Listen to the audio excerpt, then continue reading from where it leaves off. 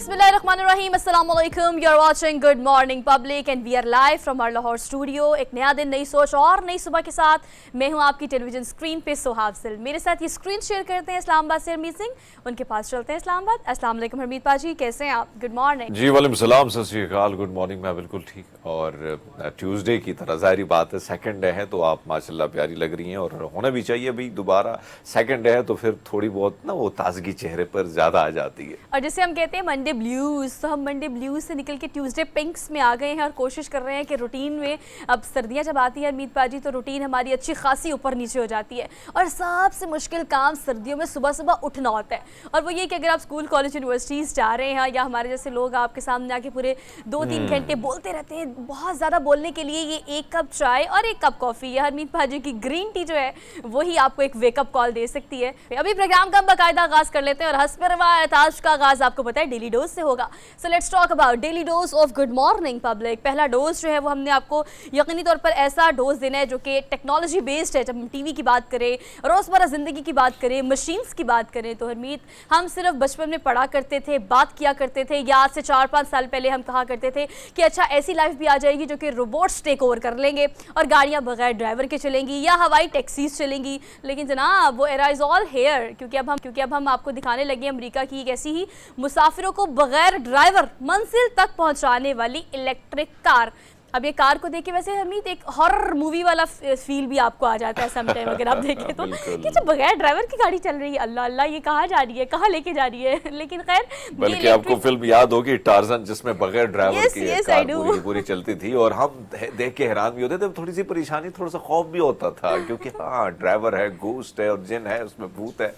लेकिन यहाँ पे देखिए भैया सारी चीज़ें जो है वो रियलिटी में आ रही हैं। और वैसे आपने तो उस बात की कि कहीं ना कहीं ये बातें की जाती थी अखबारों में कि हाँ ऐसा दौर आएगा, ऐसी किताबें छपी हैं बाकायदा 1800 के दौर में कि आने वाले वक्त में उड़ती हुई टैक्सी आपको नजर आएंगे, उड़ते हुए इंसान आपको नजर आएंगे, बगैर गाड़ी के, बगैर ड्राइवर की गाड़ी चलती हुई आपको नजर आएगी। और आप अंदाजा लगा लें कि सारी की सारी चीज़ें जो हैं अब वो आ चुकी हैं और आने वाला मजीद दौर जो है इससे ज़्यादा जदीद होने वाला है। और जो टेक्नोलॉजी हम देखते हैं कि हॉलीवुड की फिल्मों में हम देखते हैं, दीगर फिल्मों में देखते हैं, अब उसको हकीकत की दुनिया में लाने के लिए भरपूर कोशिश हो रही है। तकरीबन साइंटिस्ट जो हैं वो कामयाब हो चुके हैं।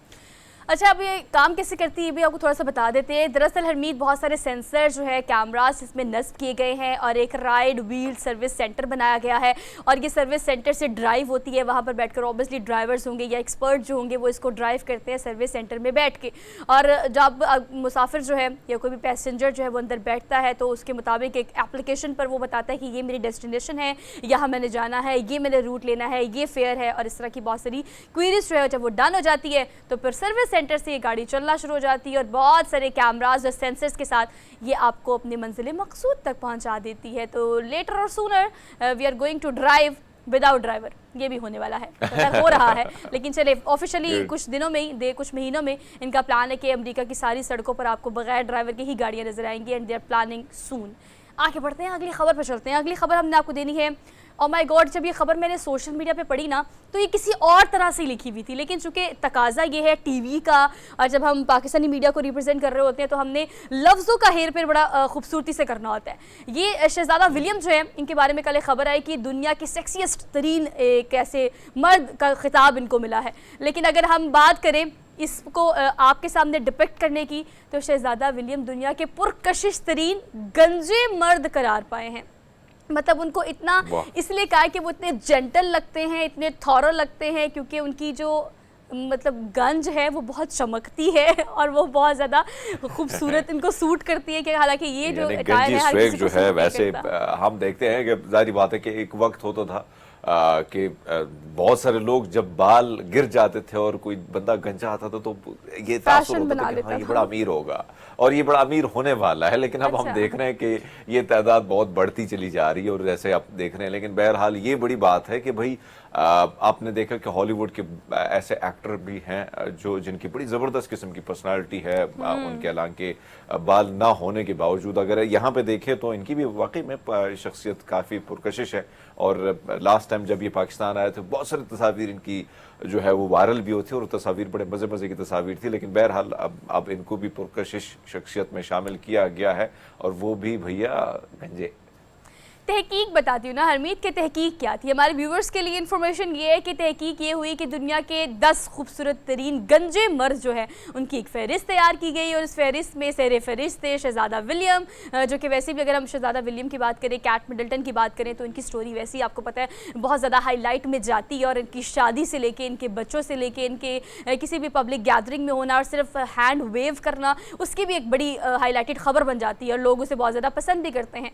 तो ये जो हमने देखा और अब उसके बाद ये फहरिस्त 10 लोगों की जारी हुई है, बाकी 9 लोग कौन हैं खैर वो तो हम आपको बताएंगे या आप खुद भी इस बारे में रिसर्च कीजिएगा। जो नंबर 1 पर विराजमान है वो शहज़ादा विलियम है। और वही बात हरमीत, हम जब टिंड की बात करते हैं या गंज की बात करते हैं तो ये हर किसी को सूट भी नहीं करती, आपको पता है ना, बहुत कम लोग होते हैं जो इसको अच्छे से कैरी कर सकते हैं। और फिर लश्कारें मारती हुई चमकती हुई टिंड के साथ जो है वो शहज़ादा विलियम को पुरकशिश तरीन होने का वैसे शहज़ादा विलियम को अगर देखें अगर देखा जाए तो एक चीज जो हमने देखी है कि कहीं ना कहीं लेडी डियाना की तरह वो काफी मुतनाज़ा ऐसे बयानात देते हैं और शाही खानदान से हटके बयानात होते हैं जो कहीं ना कहीं इन पर तनकीद भी शाही खानदान की तरफ से होती है, लेकिन ये खबरों में वाकई में खबरों में रहते हैं। और दूसरी बात आपने की कि चमकते दमकते चेहरे के, यानी आपको नहीं अंदाज होता कि मैं मुंह धो रहा हूँ सर्द हो रहा हूँ, पता भी कभी नहीं चलता है ना, तो फर्क तो पड़ता है। लेकिन बहरहाल अब मुबारक हो गई इनको।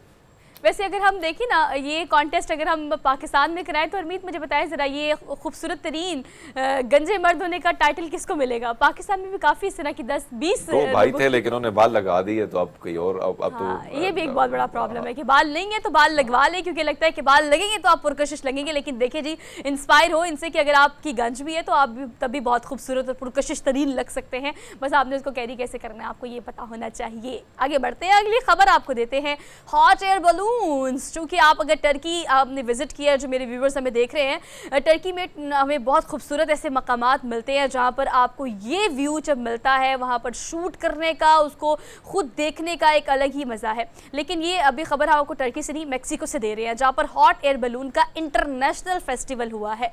मतलब हर तरह के हॉट एयर बलून है, कोई जो है बहुत सारे कार्टूनिक है, कोई बहुत ज़्यादा ह्यूज है, कोई बहुत छोटे हैं, हर तरह के, हर साइज़ के, हर कलर के हॉट एयर बलून्स जो है उसका इंटरनेशनल फेस्टिवल है जो कि पिछले चंद सालों से हो रहा है। और इसको देखने के लिए दुनिया भर से सयाह जो है वो सिर्फ इस फेस्टिवल के लिए अब मैक्सिको पहुंच रहे हैं। और जब इसका एरियल व्यू जो भी मेरे ख्याल से ये एरियल व्यू और मीत ये कितना खूबसूरत लग रहा है देखने में, देखिए दूर से कितना छोटा छोटा लग रहा है, लेकिन एक हॉट एयर बिल्कुल आपकी बात दुरुस्त है। जो तस्वीर में हम देखते हैं, जो वीडियोस में देखते हैं, जो विजुअल में देखते हैं और वैसे अपनी आंखों से जब आप देखें तो यकीनन ये मंजर बड़ा खूबसूरत होता है और देखने वाले जो हैं देखने के लिए दूर दूर से चले आते हैं। और यही वजह है कि मेरे ख्याल में मुख्तलिफ किस्म के इस किस्म के फेस्टिवल होते हैं और मुख्तलिफ ममालिक की बात की जाए तो फिर डिफरेंट किस्म के फेस्टिवल का आना यही वजह होती है कि अट्रैक्शन मुख्तलिफ ममालिक की वजह से वहाँ पे जाने की इसलिए होती है। और हमने देखा है कि हमारे यहाँ भी आपको याद होगा, यानी जब शादी ब्याह हुआ करते थे तो उसमें इस किस्म के बलून जो है बाकायदा तैयार की जाती थी और जैसे दुल्हन पहुंचती थी उसकी डोली करीब पहुंचती थी तो फिर उड़ाने का सिलसिला शुरू हो जाता था और वो जो रोशनी थी वो चिरागा पूरे आसमान में आपको नजर आता, वो मंजर बड़ा खूबसूरत होता था। लेकिन ये रंग बिरंगी बलून्स जो है ये आपको मजीद अट्रैक्ट करती हैं। लेकिन इस किस्म के इवेंट्स जितने भी होते हैं सुहा तो मेरे ख्याल में आपका वक्त बड़ा खूबसूरत बना लेते हैं। आप बिल्कुल ठीक कह रहे हैं, हम तो सिर्फ इसको ऑब्वियसली पिक्चर से या फिर वीडियो से एक्सपीरियंस कर रहे हैं, लेकिन अगर आप लाइव इसे देखें तो यकीन करें बहुत ज़्यादा ही ज़बरदस्त मनाजिर आपको देखने के लिए मिलते हैं। और हम यहाँ पर आपको जो भी साइज़ दिखा रहे हैं बहुत छोटा साइज़ पिक्चर में लग रहा है, लेकिन हरमीत वहाँ पर एक हॉट एयर बलून में कम से कम 9 लोग जो है 9 से 10 लोग सवार हो सकते हैं। और इस फेस्टिवल में लोग इसलिए भी पार्टिसिपेट करें कि इसको खुद देखें और एक्सपीरियंस करें। और दिन के मनाजिर तो चले बहुत ही खूबसूरत है, लेकिन हरमीत रात के मनाजिर उससे भी ज़्यादा प्यारे लगते हैं। मतलब रात को चूँकि बहुत ज़्यादा ही वहाँ पर लोगों की तादाद ज़्यादा हो जाती है और 7 दिन से जो लोग ट्रैवल करते हैं वो जब रात को वहाँ पहुँचते हैं तो इस फेस्टिवल को एक बार फिर से 4 चांद लग जाते हैं। सुबह के टाइमिंग्स और हैं, शाम की टाइमिंग्स और हैं और लोग अब इसे फेस्टिवल को पूरा साल इंतज़ार करते हैं और अब बहुत ज़्यादा इंजॉय कर रहे हैं। आगे बढ़ते हैं, अगली खबर पर चलते हैं। अगली खबर जनाब, जब शादी होती है तो आजकल शादी की तैयारियों के साथ साथ तैयारी ये भी होती है कि हमने वायरल कैसे होना है। शादी तो करनी है लेकिन कंटेंट वायरल कैसे हो ये टारगेट होना चाहिए। शादी की खुशी में सऊदी दुल्हा है जनाब, ये आपको उनके अटायर से लग रहा होगा। रोनाल्डो के स्टाइल में उन्होंने क्या एंट्री दी है और फिर सोशल मीडिया पर मकबूल हो गए, जिसके लिए उन्होंने ये कोशिश की। मैं आपको बताती हूँ, अपनी गाड़ी से निकले शादी के लिए, और गाड़ी से निकल के आपको पता है रोनाल्डो का एक स्टाइल है, जब वो गोल करते हैं तो गोल करने के बाद स्टेडियम में इनका एक स्टाइल है जो कि काफ़ी ज़्यादा लोग फॉलो भी करते हैं। उनके शायकीन जो हैं वो, उनके जो फैंस हैं वो इसको बहुत ज़्यादा पसंद करते हैं जनाब। ये भी मुझे लगता है he is one of fan जो कि मेरे ख्याल से बहुत ही डाई हार्ट फैन है। इसने अपनी शादी के मौका पर गाड़ी से निकला और ऐसे दौड़ लगाई जैसे रोनाल्डो स्टेडियम में दौड़ लगाता है, और उसके बाद उनका स्टाइल भी वही था, मतलब जीतने वाला, विक्ट्री वाला। बात आपकी दुरुस्त है कि हम देख रहे हैं कि आजकल इस चीज पे ज्यादा फोकस होता है, और फोकस यही है कि भाई हाँ शादी तो हो रही है लेकिन साथ में मशहूर भी होना है, और मशहूर होके कंटेंट कैसे ठीक ठाक वायरल होना है, और कुछ डिफरेंट कंटेंट लेके आते हैं। और इनको देखें भैया, और वैसे भी अगर हम देखें तो रोनाल्डो जो है मशहूर तो वो हैं, लेकिन इस वक्त सऊदी अरब में उनकी फैन फॉलोइंग बड़ी ज्यादा हो चुकी है, क्योंकि उनके मुख्तलिफ लीग्स वगैरह को भी वो देख रहे हैं, तो बड़े जबरदस्त तरीके से और फॉलो करके फिर उसी स्टाइल में सामने आ जाना, वाकई में हूबहू वही कॉपी तो लग रही है स्टाइल की, और यही वजह है कि वो वायरल भी हो गए फिर। अच्छा हरमीत, आपको पता है ऑब्वियसली आपको पता है फीफा वर्ल्ड कप के बाद जब रोनाल्डो ने अल नसर फुटबॉल क्लब को ज्वाइन किया, तो यकीन करें वाकई इस बात में कोई दो राय नहीं है कि बहुत बड़ी तादाद में उनकी फ़ैन फॉलोइंग जहाँ पर पूरी दुनिया में थी। अब सऊदी अरब में चूँकि वो मौजूद भी हैं, और वहाँ पर बहुत सारी ऐसी खबरें ऑन एंड ऑफ आती भी रहती हैं कि अल नसर फुटबॉल क्लब को किस तरह से वो रिप्रेजेंट कर रहे हैं, और उनके फैंस जो है उनकी तादाद अब सऊदी अरब में कितनी ज़्यादा बढ़ गई है। हम इनकी खबरें भी ऑन एंड ऑफ इस तरह से देते रहते हैं कि उनके डाई हार्ट फैंस अब सऊदी अरब में दिन ब दिन बढ़ते चले जा रहे हैं, और ये उसकी लाइव एग्जाम्पल है जनाब आपके सामने कि दुल्हन ने ना अपने दुल्हन का ख्याल किया, ना उसको साथ लिया, गाड़ी से निकला और स्टाइल मारा और वायरल हो गए जनाब। बस ये फैन फॉलोइंग ही चल रही है। चले, we are done with our this segment. एक क्विक सी ब्रेक लेनी है, so don't go away, keep watching. Good morning public, welcome back after the break. So अगर हम बात करें इस दूसरे घंटे की, तो आपको पता है हमेशा हम इसको सेगमेंटाइज करते हैं इस तरीके से कि उन इश्यूज़ पर बात की जा सके जिससे आप में अवेयरनेस जनरेट हो सके।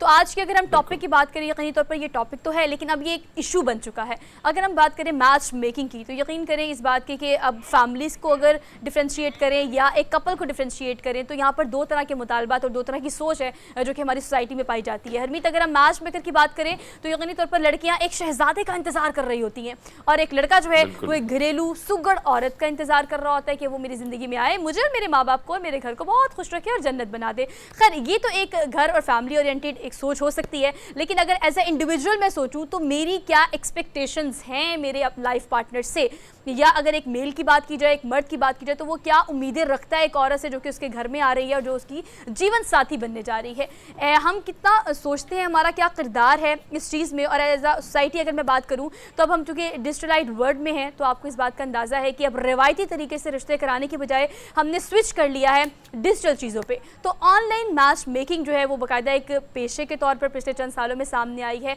तो अगर मैं परसेंटेज की बात करूँ तो कितनी परसेंटेज हो सकती है मैच मेकर्स की, क्या किरदार वो अदा करते हैं एक मैच को बनाने में, और ये कौन कौन से ऐसे लोग हैं जो ये बेहतरीन काम कर रहे हैं और किस तरह से कर रहे हैं, इस पर बात करने के लिए जो पैनल मेरे साथ मौजूद है उनका तारुफ मैं आपसे करा देती हूँ। अख्तर अब्बास अब स्टूडियो में हमारे साथ मौजूद हैं, लाइफ कोच ट्रेनर हैं, and he is working as a match maker too. अस्सलाम वालेकुम सर। वालेकुम अस्सलाम sir, thank you so much for being here, good to see you. इनके साथ साथ मिसेस अली हमारे साथ मौजूद हैं, and she is also working as a match maker, तो उनको भी आज के प्रोग्राम में हम खुशामदीद कहते हैं। अस्सलाम वालेकुम मिसेस अली।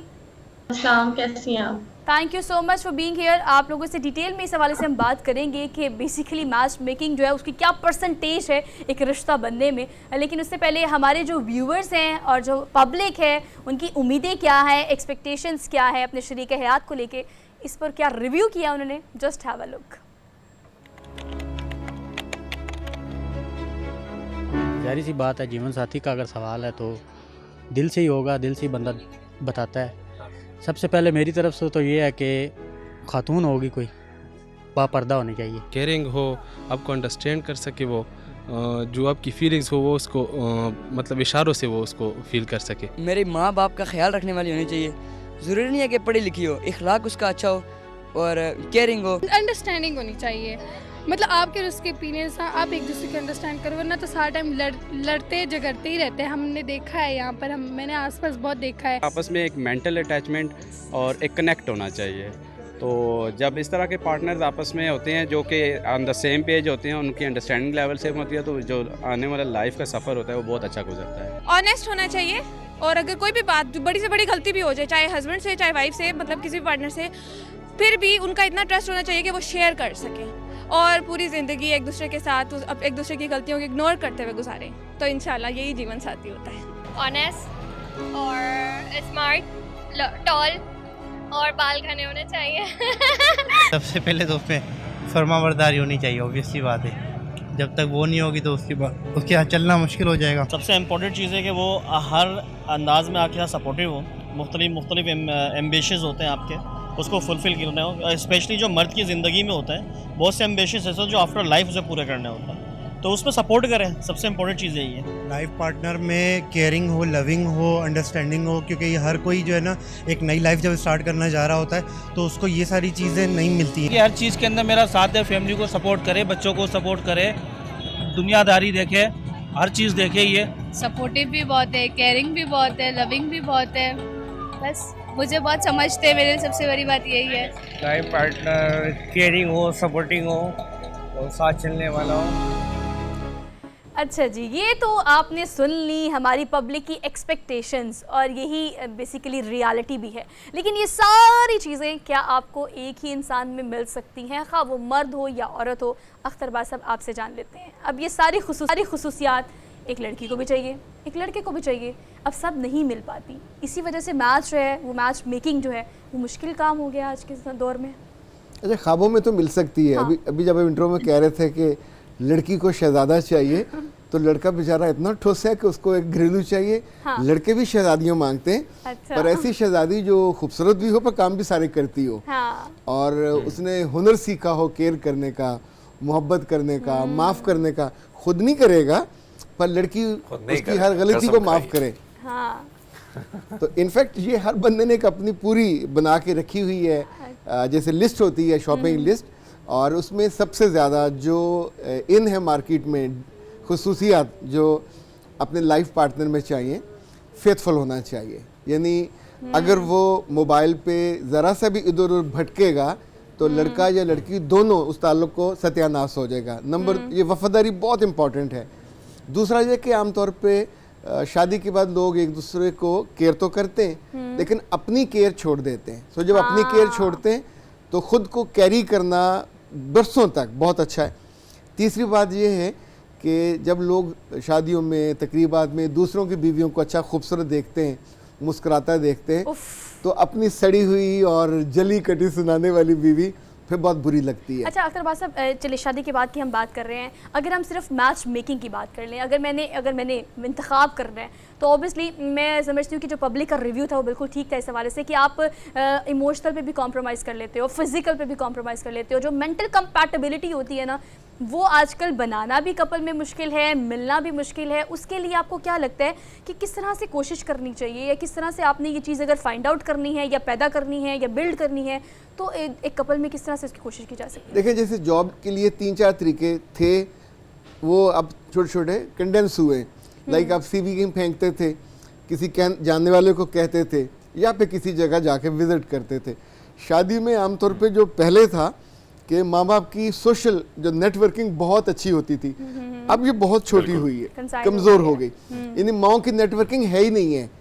शादियाँ आमतौर पे बाप नहीं करवाते, ना भाई करवाते हैं, शादियाँ माँ ही करवाती हैं। अब माँओं के पास टाइम नहीं है, समझ भी नहीं है कि अपने जहाँ वो रहती हैं आसपास उन लोगों से अच्छा ताल्लुक बना के रखें। आप अंदाज़ा करें, पुरानी औरतें कम पढ़ी लिखी थी लेकिन हर तकरीब में, हर शादी में जाती थी और वहीं रिश्ते बन जाते थे। अब जब आप ये नहीं करते, अपनी बेटियों को साथ लेके जाती थी, घूमते फिरते थे, रहते थे 3-3, 4-4 दिन।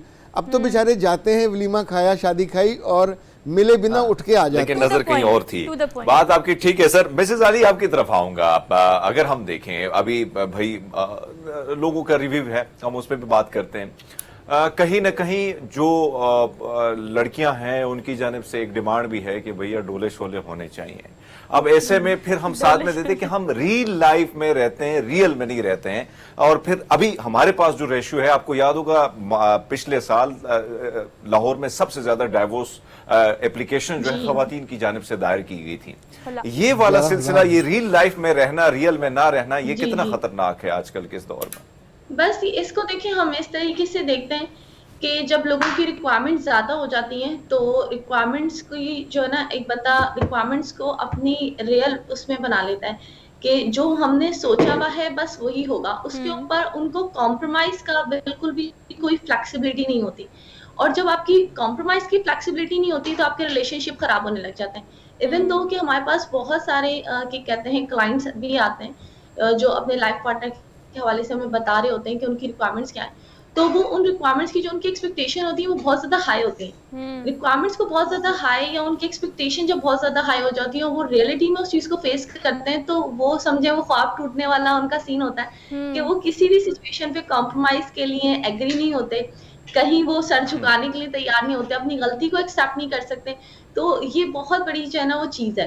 अच्छा Mrs Ali, being a match maker आप मुझे ये बताइएगा कि चले एक तो एक लड़की के ख्वाब हैं, एक लड़के की ख्वाहिशात है कि मेरी बीवी ऐसी होनी चाहिए, या एक लड़की सोचती है कि मेरा शौहर ऐसा होना चाहिए। इसके अलावा आप बीइंग अ मैच मेकर मुझे ये बताएं कि आपके पास जो रिक्वायरमेंट्स आती हैं या आपके पास जो मुतालबात आते हैं वो क्या क्या होते हैं कि एक घर की औरत को, मतलब एक माँ को भी लड़की लंबी चाहिए, गोरी चाहिए, खूबसूरत चाहिए, पतली चाहिए, लड़का क्या ही बताए कि उसको क्या चाहिए जब सब कुछ तो उसकी माँ बता देती है। ये आप देखती हैं कि आजकल जो लोग आपके पास आते हैं वो क्या मुतालबात करते हैं? उनकी भी यही रिक्वायरमेंट्स होती हैं। क्वालिफिकेशन आपकी देखें बेसिक होती है, रेसिडेंशियल आपका बेसिक होता है, लेकिन इसके साथ साथ कुछ पॉइंट्स ऐसे होते हैं जो फैमिलीज वाकई बहुत ज्यादा जो है ना वो कॉन्शियस होते हैं। कॉम्प्लेक्शन भी हो, लड़की को घर का काम आना चाहिए। इसके साथ साथ कास्ट, आजकल मुझे नहीं पता कि कास्ट को आजकल इतना ज्यादा क्यों पॉइंट आउट किया जा रहा है। एक कास्ट, अगर आप लोग उर्दू स्पीकिंग है, क्या कहते हैं यूसुफ जई आपकी कास्ट है तो आपने यूसुफ जई में ही करना है। अगर आप पंजाबी स्पीकिंग है तो आपने राजपूत को ही देखना है। अगर आप सिंधी हैं तो आपने सूमरों में ही करना है। लाइक यहाँ पे हर चीज को जो है ना वो ऐसे बना लिया है एज अ ड्राइंग के तौर पे। कहाँ से लेके अच्छा मिसेस अली, आप ये बिल्कुल ठीक कह रहे हैं कि अख्तर साहब इसको कंसाइज कीजिएगा कि ख़वातीन या मर्द हज़रात और ख़ुसूसियात की जब बात करते हैं तो किन चीज़ों पर हमें कॉम्प्रोमाइज़ कर लेना चाहिए और किन चीज़ों पे बिल्कुल नहीं करना चाहिए when you are going to choose your life partner? अच्छा, मुझे लगता है पढ़ाई पे कॉम्प्रोमाइज़ कर लेना चाहिए, थोड़ी ज़्यादा से फ़र्क नहीं पड़ता। अच्छा, लड़की का मिजाज सॉफ्ट हो और लड़के का भी। अगर हार्श हैं, तेज़ हैं, गुस्से के तेज़ हैं, बहुत अजाब होता है। यानी जो अपने माँ बाप की, अपने बहन भाइयों की कदर नहीं करते, वहाँ बोल पड़ते हैं, आमतौर पे बीवी को भी वो बहुत टफ टाइम देते हैं। दूसरा, अगर आपकी वैल्यूज़ मैच नहीं कर रही तो बिल्कुल, यानी मैं एक ज़माने में इस रायत का हामी था कि आपको अलग अलग बरादरियों में शादी कर लेनी चाहिए, but with the passage of time ये सीखा है कि हर बरादरी का लेन देन अलग है। लोग इवन वो जो तोहफे होते हैं शादियों पे, मंगनियों पे, उन पे अजाब हो जाता है। सो सबके इस पे कॉम्प्रोमाइज़ नहीं किया जा सकता। हक महर से लेके बाकी चीज़ें बिल्कुल शुरू में क्लैरिटी के साथ करनी चाहिए। ऐन मौके पे निकाह होने वाला होता है और हक महर पे आप डंडा लेके बैठ जाते हो, इतना रखना, यानी वो जो फिक पड़ती है, वो जो एक इंसल्ट होती है, वो आपको आगे तक चलती है। इसी तौर पे जिन ख़ानदानों में तोहफ़ों के मामले में दिल छोटे हैं, ये आपको शुरू में पता चल जाता है, ये तोहफे में अच्छे नहीं है, सूट ठीक नहीं लेके आ रहे हैं, जूते ठीक लेके नहीं आ रहे, ये बाद में बहुत तंग करते हैं।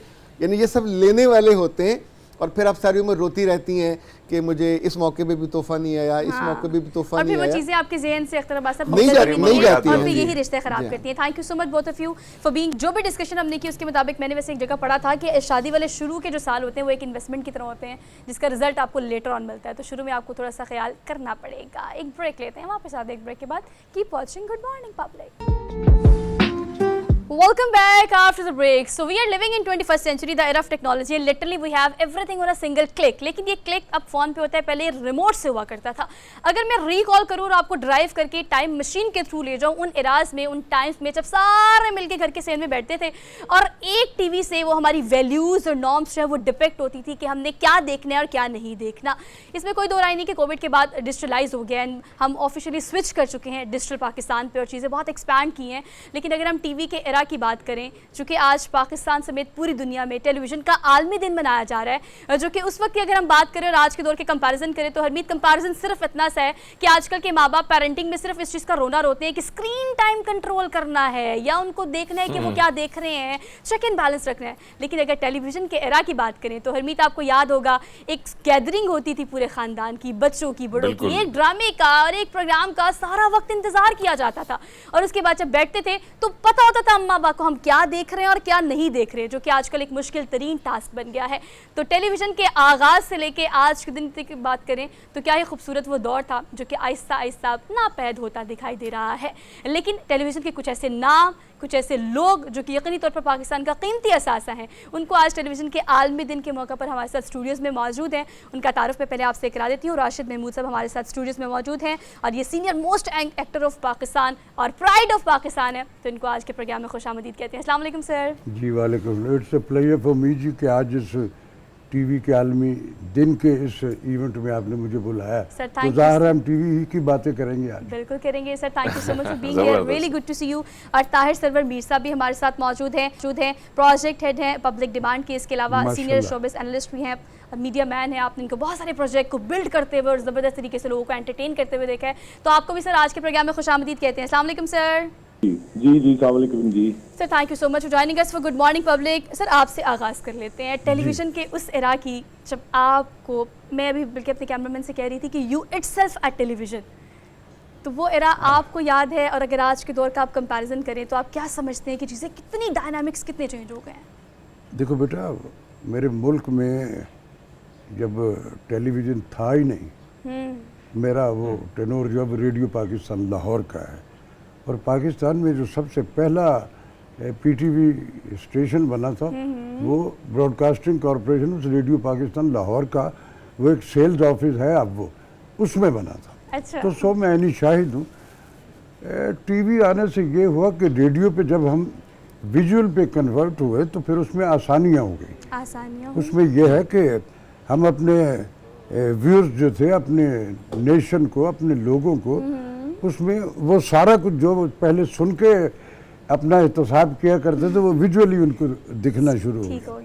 हमारे पाकिस्तान टेलीविज़न पे जब इसका आगाज़ हो गया तो इस सब कॉन्टिनेंट में लोगों को अवेयर करने के लिए, उनको अक़दार से जोड़ने के लिए पाकिस्तान टेलीविज़न पे सबसे ज़्यादा जो डोमिनेशन थी वो हमारा ड्रामा था। हम मौजूद हैं इस सब कॉन्टिनेंट में, ड्रामा हमने ईजाद किया।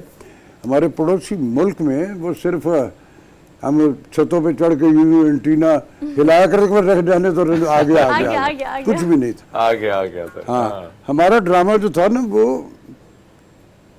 ये चैनल जो पाकिस्तान में शुरू हुआ तो ये फैमिली चैनल था। हम अपनी माँ, बहन, बेटियों सबके साथ मिल के पूरी फैमिली ड्रामा देखा करती थी।